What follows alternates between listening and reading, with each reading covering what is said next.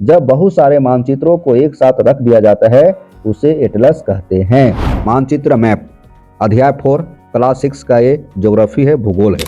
देखिए मानचित्र जो है ना कई तरह का होता है। भौतिक मानचित्र, राजनीतिक मानचित्र, थीमेटिक मानचित्र, तो कई तरह के मानचित्र है, सभी के बारे में हम चर्चा करेंगे। मानचित्र पर नीला, हरा, पीला, लाल रंग से संकेत दिया रहता है, तो ये हम नीला, हरा, पीला, लाल बताएं तो ये किसका प्रतीक है ना, किसका प्रतीक है। इसके अलावा रेलवे लाइन, सड़कें, सीमा, नदी, कुआं, तालाब, नहर, पुल, मंदिर, गिरजाघर, मस्जिद, पोस्ट ऑफिस, पोस्ट एवं टेलीग्राफ ऑफिस, पुलिस स्टेशन, बस्ती, कब्रिस्तान, पेड़, घास को किस तरह से मानचित्र में दिखाया जाता है ना, तो सभी के बारे में हम चर्चा करेंगे। आइए बिना कुछ देर के हुए ले चलते हैं। ग्लोब पृथ्वी के अध्ययन के लिए काफ़ी उपयोगी है। पृथ्वी का अध्ययन यदि करना चाहते हैं इसके लिए ग्लोब ही काफ़ी है। लेकिन जब हम पृथ्वी के किसी विशेष भाग जैसे कोई देश, राज्य, जिला, गांव तथा शहर का अध्ययन चाहते हैं तो ग्लोब उपयोगी साबित नहीं होती है। समझे, ग्लोब से तो हम पृथ्वी का अध्ययन कर सकते हैं, लेकिन इससे हटकर यदि हम किसी देश के बारे में चर्चा करें, राज्य, जिला, गांव तथा शहर का अध्ययन करना चाहते हैं तो ग्लोब से हम साबित नहीं कर पाएंगे। इस परिस्थिति में हमें मानचित्र की सहायता लेनी पड़ती है। मानचित्र को अंग्रेजी में बोलते हैं मैप। मानचित्र पृथ्वी की सतह या उसके एक भाग का पैमाना के माध्यम से तपता सतह पर खींचा गया चित्र है। इस प्रकार मानचित्र एक बड़े क्षेत्र का छोटा रूप चित्रण है। मानचित्र क्या है? मानचित्र है एक बड़े क्षेत्र का छोटा रूप चित्रण। ठीक है। आइए, जब हम पृथ्वी का अध्ययन करना चाहते हैं तो ग्लोब हमारे लिए काफी उपयोगी होता है, लेकिन जब हम पृथ्वी के केवल एक भाग का अध्ययन करना चाहते हैं तो ग्लोब उतना उपयोगी नहीं होता है जितना मानचित्र होता है। ठीक है, तो मानचित्र का अलग काम है, ग्लोब का अपना काम है। जब बहुत सारे मानचित्रों को एक साथ रख दिया जाता है उसे क्या कहते हैं? एटलस। क्या कहते हैं? एटलस। क्या कहते हैं? एटलस। एटलस विभिन्न प्रकारों तथा अलग पैमानों से खींची गई मापों पर आधारित होते हैं। मानचित्रों से हमें ग्लोब की अपेक्षा ज्यादा जानकारी प्राप्त होती है। मानचित्रों से हमें ग्लोब से ज्यादा हम सीख पाते हैं। मानचित्र विभिन्न प्रकार के होते हैं, जिसमें से कुछ हम आपको बताने वाले हैं। जैसे पहला बात किया जाए भौतिक मानचित्र, तो भौतिक मानचित्र किसे कहते हैं सुनेंगे। पृथ्वी की प्राकृतिक आकृतियों जैसे पर्वतों, पठारों, मैदानों, झीलों, नदियों, महासागरों इत्यादि को दर्शाने वाले मानचित्र को भौतिक मानचित्र कहते हैं। क्या कहते हैं? भौतिक मानचित्र कहते हैं। इस मानचित्र में विभिन्न रंगों के माध्यम से धरातल की विविधताओं को प्रदर्शित किया जाता है। देखिए ये झारखंड का मैप है। इसका मैप है झारखंड का, झारखंड का मानचित्र है।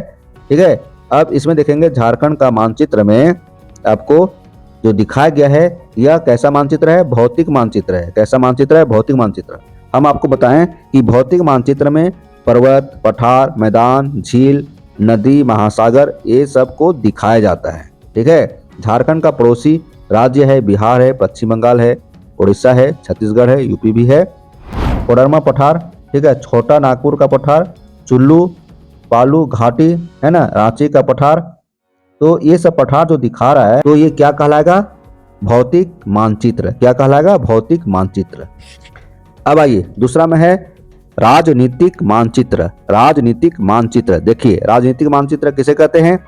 राज्यों, नगरों, शहरों, गांवों और विश्व के विभिन्न देशों व राज्यों तथा उनकी सीमाओं को दर्शाने वाले मानचित्र को राजनीतिक मानचित्र कहते हैं। क्या कहते हैं?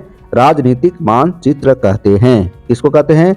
जो मानचित्र राज्य को दिखाता है, नगरों को दिखाता है, शहरों, गांवों है ना, विश्व के विभिन्न देशों व राज्यों तथा उनकी सीमाओं को दर्शाता है उसे राजनीतिक मानचित्र कहते हैं। इसके अलावा शहर, गांव है ना, जो मानचित्र में दिखाया जाता है उसको बोलते हैं राजनीतिक मानचित्र। भारत का पड़ोसी देश कौन कौन सा है? देखिए यहाँ पर चीन है ना, अफगानिस्तान है, पाकिस्तान है, तिब्बत भी है, नेपाल है। ठीक है, नीचे देखेंगे श्रीलंका है, तो ये भारत का पड़ोसी देश है। ठीक है, ये बंगाल की खाड़ी हिंद महासागर, अरब सागर, तीनों तरफ इंडिया जो है पानी से घिरा हुआ है। तो हम आपको दिखाएं राजनीतिक मानचित्र। यहाँ देखिए, यहाँ क्या कर रहा है, भौतिक मानचित्र पर विभिन्न रंगों द्वारा प्रदर्शन, है ना, जानने योग्य बातें हैं। जैसे नीला, जब नीला दिखाया जाएगा तो समझिए वह जल का संकेत है। हरा दिखाया जाएगा तो मैदान का संकेत है। पीला दिखाया जाएगा तो पठार का संकेत है। लाल दिखाया जाएगा तो पर्वत का संकेत है। मतलब नीला जल, हरा मैदान, पीला पठार, लाल पर्वत। ठीक है, ये हुआ राजनीतिक मानचित्र। आगे आते हैं, आगे आइए देखिए थीमेटिक मानचित्र क्या होता है। थीमेटिक मानचित्र वैसे मानचित्र जिनसे विशेष जानकारियां प्राप्त होती है ना, विशेष जानकारियां प्राप्त होती है, उसे थीमेटिक मानचित्र कहते हैं। जैसे सड़क का मानचित्र, वर्षा मानचित्र, वन मानचित्र, रेल मानचित्र, उद्योग मानचित्र। मतलब वैसा मानचित्र जिसमें से सड़क दिखाया जाता है ना, जंगलों को दिखाया जाता है, रेल को दिखाया जाता है, उद्योग को दिखाया जाता है, तो इसको बोलते हैं थीमेटिक मानचित्र। क्या कहते हैं? थीमेटिक मानचित्र। जैसे देखिए यहाँ पर भारत प्राकृतिक वनस्पति, यहाँ लिखा हुआ है ना, भारत प्राकृतिक वनस्पति। ठीक है, ये दिखाया गया है। हिमालयी वनस्पति, उष्णकटिबंधीय पर्णपाती, यही है ना, शुष्क उष्णकटिबंधीय वनस्पति, भारत प्राकृतिक वनस्पति, मतलब थीमेटिक मानचित्र है ना। नेक्स्ट आगे बढ़ते हैं, आगे आइए। मानचित्र की भाषा क्या है? मानचित्र की भाषा समझिए, मानचित्र की भाषा क्या कहता है? मानचित्र में तथ्यों को दर्शाने के लिए शब्दों के बदले चिन्हों का प्रयोग होता है ना। मानचित्र में तथ्यों को दर्शाने के लिए लिखने की जरूरत नहीं होता है, शब्दों के बदले चिन्हों का प्रयोग होता है। मान लीजिए आगे मंदिर है तो मंदिर लिखने की जरूरत नहीं, मंदिर छाप देंगे तो समझ जाएंगे कि आगे मंदिर है।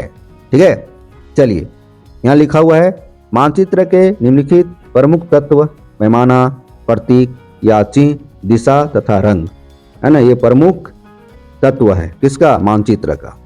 पैमाना देखिए, पैमाना किसको कहते हैं? स्थल पर वास्तविक दूरी तथा मानचित्र पर दिखाई गई दूरी के बीच के अनुपात को पैमाना कहते हैं। स्थल पर वास्तविक दूरी तथा मानचित्र पर जो दिखाया गया है उसकी दूरी के बीच के जो अनुपात है उसको बोलते हैं पैमाना। ठीक है, पैमाना के आधार पर मानचित्र दो प्रकार के होते हैं। पहला छोटा पैमाना वाला मानचित्र और दूसरा बड़ा पैमाने वाला मानचित्र। छोटा पैमाना वाला मानचित्र और दूसरा बड़ा पैमाना वाला मानचित्र। जब बड़े क्षेत्रफल वाले भूभाग जैसे देशों, महाद्वीपों आदि को कागज पर दिखाने हेतु छोटे पैमाने का उपयोग किया जाता है। किसी मानचित्र पर जब 5 सेंटीमीटर स्थल के 200 किलोमीटर को दर्शाता है ना, 5 सेंटीमीटर मतलब जो 5 सेंटीमीटर की दूरी है इसका मतलब हुआ 200 किलोमीटर। यहाँ समझे कि 5 सेंटीमीटर स्थल का मतलब ये हुआ कि 200 किलोमीटर की दूरी, बड़ा चीज को छोटा रूप में दिखाया जा रहा है। ठीक है, नीचे आइए। जब छोटे क्षेत्रफल वाले भूभाग जैसे गांव, शहर आदि को दिखाना होता है तो बड़े पैमाने पर उपयोग किया जाता है। बड़े पैमाने पर उपयोग किया जाता है।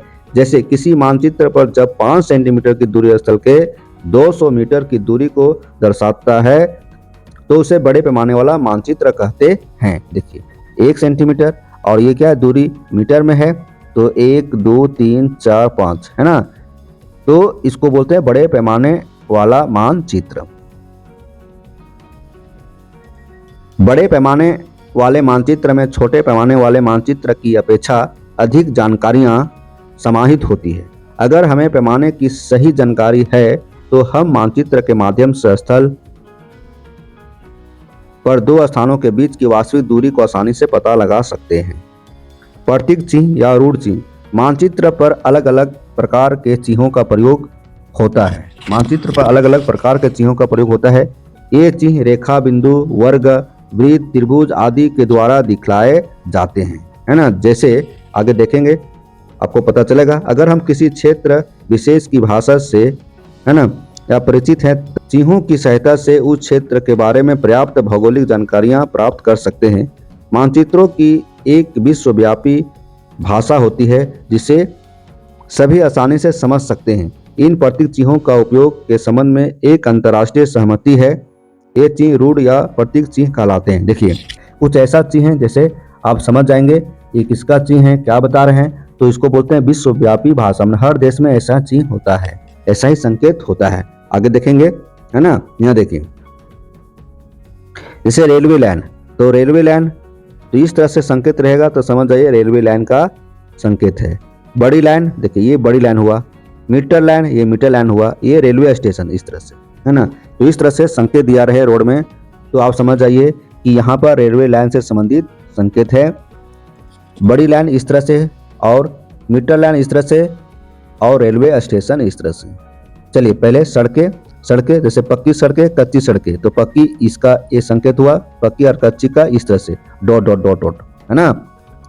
सीमा बाउंड्री, अंतर्राष्ट्रीय, राज्य, जिला, देखिए ये ऐसा सब संकेत रहेगा ना, तो समझ जाइए अंतर्राष्ट्रीय है, मतलब भारत पाकिस्तान का बॉर्डर, ठीक है। इस तरह से रहेगा तो ये राज्य का, जैसे बिहार, झारखंड, है ना। और इस तरह से रहेगा तो समझ जाइए जिला का संकेत है, मतलब कोई जिला दूसरे जिला से टच है, जैसे धनबाद, बोकारो, हजारीबाग, रामगढ़, है ना।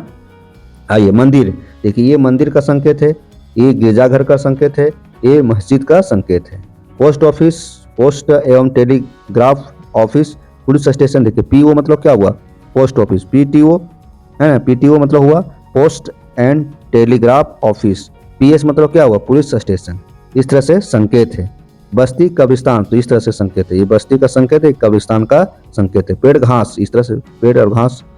ये कोई भी दिशा जो ऊपर साइन रहेगा इस तरह से एरो का साइन, तो समझिए ऊपर क्या है, उत्तर है। क्या है, उत्तर। उत्तर को हमेशा ऊपर की ओर इंगित किया जाता है इस तरह से, ठीक है।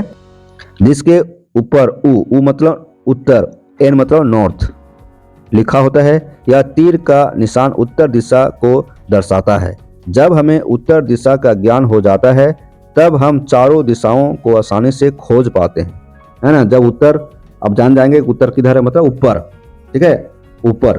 तो जब उत्तर हम जान जाएंगे तो सभी दिशाओं को हम पता आसानी से कर लेंगे, जैसा कि चित्र में दिखाया गया है ना। चार मुख्य दिशाओं में उत्तर, दक्षिण, पूरब, पश्चिम है ना। उत्तर, दक्षिण, पूरब, पश्चिम। बताइए सूरज की दिशा में उगता है, पूरब में। तो पूरब, पश्चिम, उत्तर, दक्षिण के बारे में आपको जानकारी होनी चाहिए। उत्तर पूर्व, यहाँ देखिए जैसे हम चार दिशा का नाम बताए ना, उत्तर, दक्षिण, पूर्व, पश्चिम, तो इसको बोलते हैं प्रधान दिग्ध बिंदु। क्या बोलते हैं, प्रधान दिग्ध बिंदु, ठीक है। दक्षिण पूर्व मतलब दक्षिण पूरब, दक्षिण पश्चिम मतलब द प, इस तरह से संकेत है, छोटा छोटा लिखा गया है। देखिए यहाँ पर ये उत्तर हो गया, ये दक्षिण हो गया, ये पूरब हो गया, ये पश्चिम हो गया, ठीक है। अब यहाँ समझिए कि ये पश्चिम है और ये उत्तर है, तो उत्तर और पश्चिम के बीच में क्या है, उत्तर पश्चिम, क्या कहलाएगा, उत्तर पश्चिम, ठीक है। ये उत्तर है और इधर है पूरब, तो उत्तर पूरब के बीच में क्या कहलाएगा, उत्तर पूरब, है ना। यहाँ देखिए पश्चिम है, यहाँ दक्षिण है, ठीक है। तो क्या कहलाएगा, दक्षिण पश्चिम, क्या कहलाएगा, दक्षिण पश्चिम। और ये देखिए दिशा सूचक अंतर है, दिक सूचक अंतर, हमेशा नॉर्थ ऊपर रहेगा, हमेशा नॉर्थ ऊपर रहेगा, हमेशा नॉर्थ ऊपर रहेगा। देखिए लेफ्ट तरफ पश्चिम है और राइट तरफ ईस्ट है, पूरब है, और नीचे आपका दक्षिण, ठीक है। किसी भी स्थान पर उत्तर दिशा का पता दिक सूचक की सहायता से लगाया जा सकता है। मान लीजिए आप कहीं दूसरे जगह पर गए हैं, वहां पर आपको पता ही नहीं चल रहा है कि पूरब किधर है, पश्चिम किधर है, तो वैसे स्थिति में दिक सूचक उत्तर आपको दिखा देगा कि उत्तर किधर है। उत्तर जब पता चल जाएगा तो आप पता कर लेंगे कि पूरब किधर है, पश्चिम किधर है, दक्षिण किधर है। इसकी चुंबकीय सुई का तीर हमेशा उत्तर दिशा को दिखाती है। चलिए नेक्स्ट पेज है ना, समझ में आ रहा है ना। अब आइए रंग। रंग क्या है, मानचित्र पर तथ्यों को स्पष्टता से दर्शाने के लिए रंगों का उपयोग होता है। जल के लिए कौन सा रंग, नीला रंग, जल के लिए नीला रंग। काले रंग रेल मार्ग, हरे रंग से वन या वनस्पति, पीले रंग से कृषि को दिखाया जाता है। यहाँ देखिए रंगों का बड़ा महत्व है, मानचित्र में रंगों का महत्व समझे। काला रंग मतलब क्या होगा कि रेल मार्ग है, ठीक है। हरा रंग वन, हरा रंग वनों को दिखाता है, वनस्पतियों को दिखाता है, ठीक है। पीला रंग कृषि को दिखाता है ना। इस तरह से रंगों पर आधारित हमारा मानचित्र भी होता है। मानचित्र में विभिन्न आकार संकेतों को दिखाने का काम करता है ना। देखिए खाका, खाका तैयार किया गया है, खाका मतलब डायग्राम तैयार किया गया है। समझिए एक बड़े पैमाने वाले मानचित्र से हमें बहुत सी जानकारियां प्राप्त होती है, लेकिन बहुत सी ऐसी जानकारियां जो हमारे लिए आवश्यक होती है उन्हें हम मानचित्र से प्राप्त नहीं कर सकते हैं, ठीक है। तो ये क्या कहलाएगा, खाका कहलाएगा। क्या कहलाएगा, खाका। तो दोस्तों इस तरह से हम क्लास 6 का ज्योग्राफी भूगोल पढ़ाएं, है ना। चैप्टर का नाम है मानचित्र, और चैप्टर संख्या कितना है 4 ठीक है। फिर मिलते हैं नए वीडियो के साथ और नेक्स्ट वीडियो में क्वेश्चन आंसर रहेगा। धन्यवाद।